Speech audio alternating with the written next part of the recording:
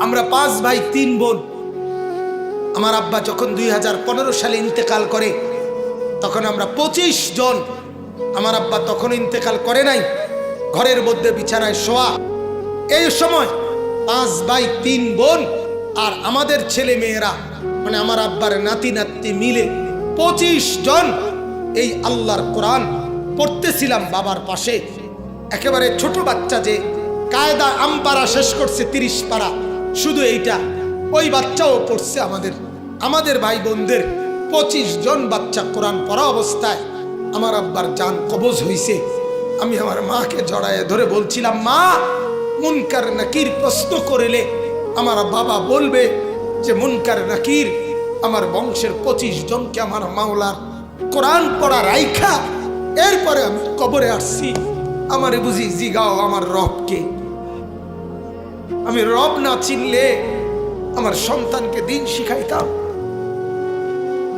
হ্যাঁ, রব চিনব না কেন?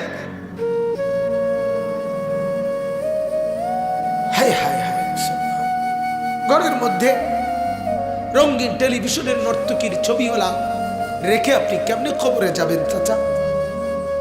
ও বলেন না, চায়ের দোকানে বিড়ি খাইতে খাইতে কেমনে কবরে যাবেন? বলেন না, জীবনের কামাই বলেন না বাপ, এই অর্থবিত্তের কি ফায়দা হইল বলেন না আমাকে? দয়া করে রহম করেন।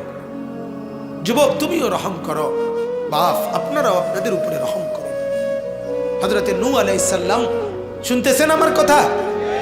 নূহ আলাইহিস সালাম, হযরতে নূহ কোরআনুল কারীমের মধ্যে আছে, যখন নৌকা ছেড়ে দিবে আল্লাহ তাআলা তুফান দিচ্ছে, তখন উনি ওনার ছেলে কেনান কাফের ছেলেটাকে বলছে, বাপ, ও আমার সন্তান, ইয়া বুনাইয়ার কাম মা'না, আরে বাপ আয় না, এখনো সুযোগ আছে বাপ, তুফানের পানি চলে আসছে বাপ, এখনো সুযোগ আছে, আমার নৌকায় উঠে আয় না বাপ। ছেলেটা বলছে, না, আমি তোমার নৌকায় উঠবো না। সাআবি ইলা জাবালিন ইয়াসিমুনি মিনাল মা, আমি ওই উঁচা পাহাড়ের গিয়ে আশ্রয় নেব, ওই পাহাড় আমাকে তোমার ক্ষুধার পানির থেকে বাঁচাবে, এত উপরে পানি যাবে না। হযরতে নূহ নবী বললেন, না রে বাপ, না রে বাপ, আজ কেউ আল্লাহর আযাব থেকে বাঁচাইতে পারবে না।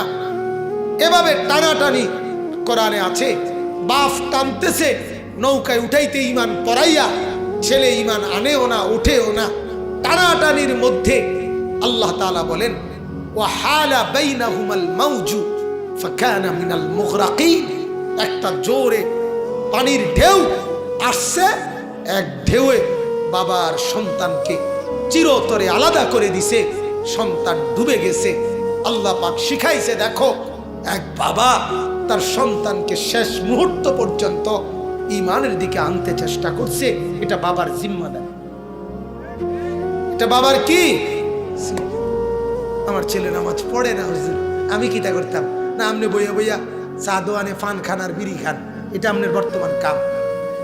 যেহেতু আপনার ফুলা নামাজ পড়ে না, আপনি আর কিরবেন? আপনি বিড়ি খাবেন, আপনি বন খাইবেন। আপনার বউ এজন পর্দা করে না, আপনি অন কিরবেন? আপনি মানুষের বেটি চাইবেন। ও মা, তো আপনার বেটির এজন মানুষে চায়, তা আপনি কাজের বইয়ে থাকতেন। আপনি গিয়ে টেলিভিশন চান, সাধুয়ানে গপ মারেন। নিজের বিবির দিন নাই, ছেলে মেয়ের দিন নাই, উনি গিয়া পুরা গ্রামের মানুষের বদনাম করে বইয়া বইয়া সাধু খানে। আসসালামু আলাইকুম প্রিয় বন্ধুরা, এই সুন্দর ভিডিওটি ভালো লেগে থাকলে লাইক কমেন্ট শেয়ার করে বন্ধুরা অবশ্যই চ্যানেলটি সাবস্ক্রাইব করুন।